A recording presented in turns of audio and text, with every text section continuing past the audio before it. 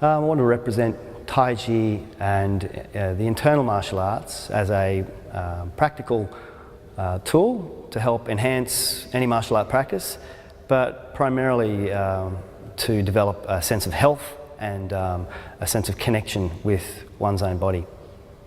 In Tai Chi, the notion of Qi and connectivity are one. So Qi is, in Chinese culture, Tian Qi means heavenly Qi, which literally translates to the weather. The important thing about that is that Qi is not a thing or a mystical energy, so to speak. It's a feeling. It represents something within the body, just like the weather represents the heavens.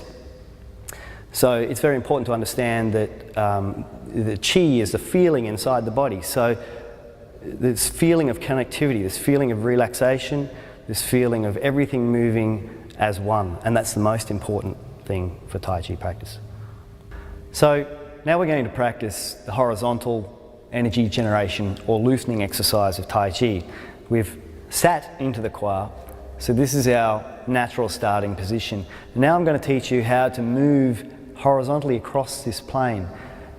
The whole body moves. I'll give you a quick demonstration of the whole body moving, and then I'd like to show you where that movement actually begins.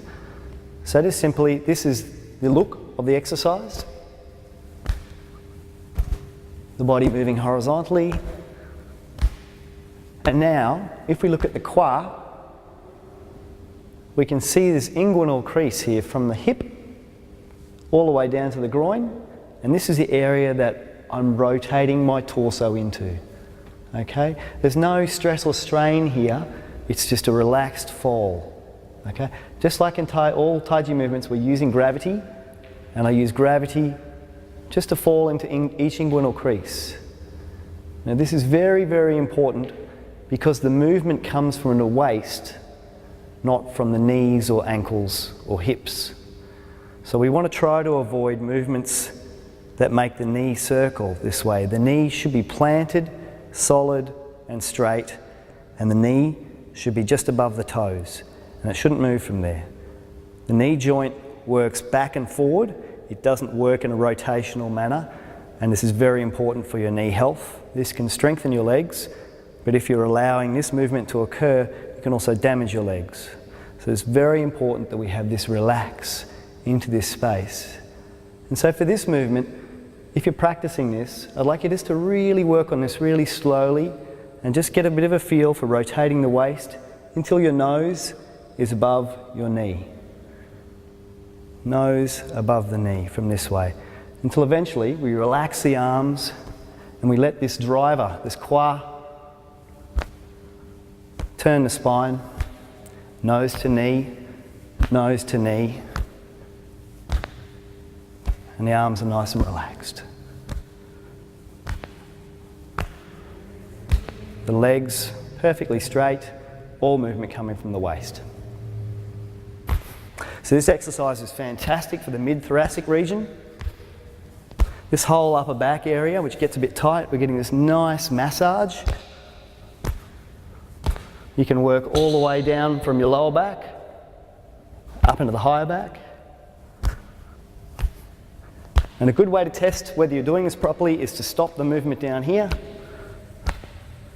and the arms should do nothing.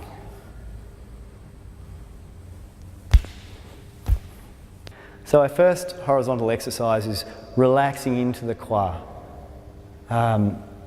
There's a variation of this used in many schools of Tai Chi and also some schools of Xing Yi Chuan, where the Kwa is opened this way.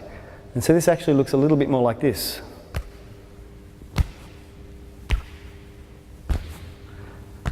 And this is a nice variation.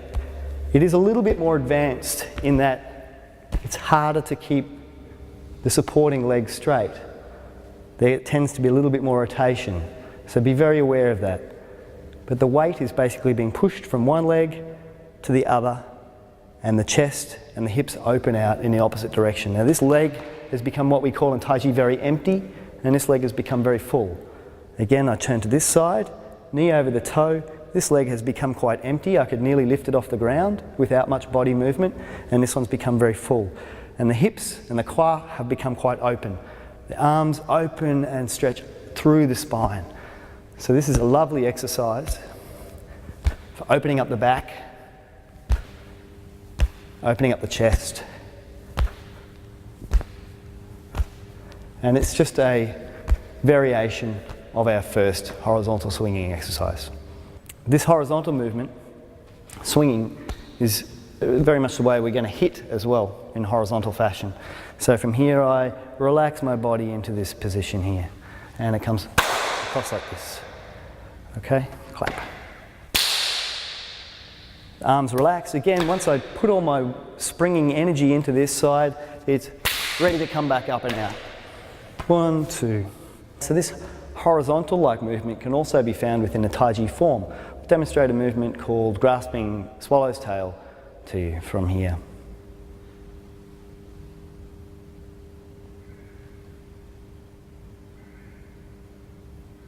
Noticing in the movement, I'm falling into this kwa. So anytime there's a movement in the Tai Chi form,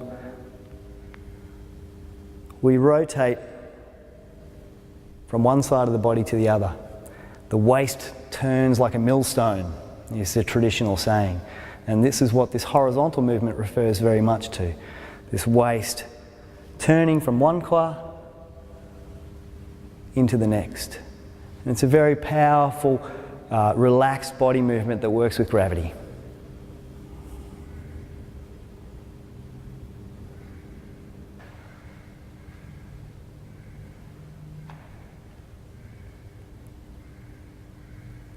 Into the kwa, just in here.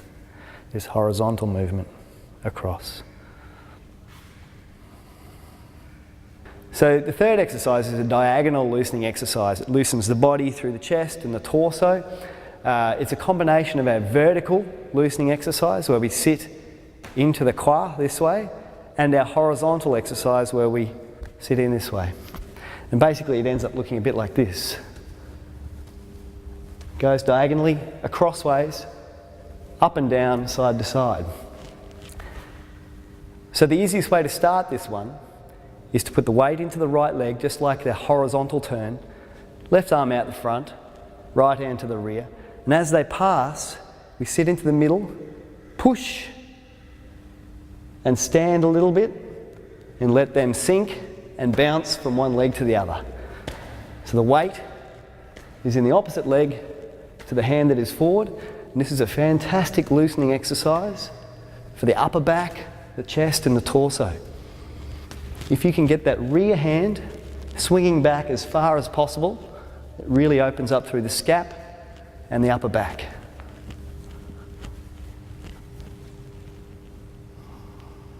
So the diagonal movement is a combination of vertical and horizontal movements, and in fact is used very frequently in the form, and in fact is probably how it's mostly used in the form, because all the movements in the form encompass the aspects of a circle. So anytime we're moving our arms or hands around in the form, we're encompassing this whole aspect of the circle. And you need that diagonal movement in the form to allow full range of movement. The Tai Chi form, we never just do this, or never just do this. There's always a full range of movements happening. And the best example is probably a movement called slant flying, which uses this energy quite well.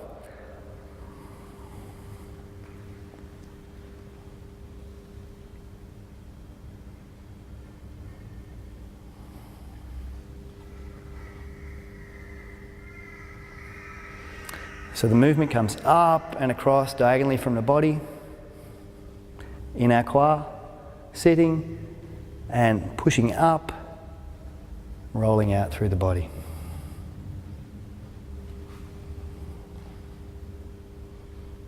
Okay, so application of slant flying. We hold the ball, which is our little block this way, stepping in, and shoulder must press in very close here, and lifting up and across to the body this way.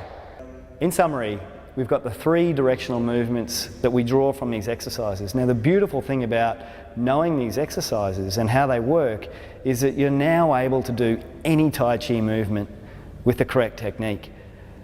Basically, these are different directions of the building blocks of the Tai Chi form, And if you want to apply them to a Tai Chi form that you learn, or if you want to apply them as a way of generating power in your martial arts training, then you're able to apply them directly. But basically, once you have these 3 movements down, you've got the building blocks of the Tai Chi form. So, whole Tai Chi form, 108 moves in 3.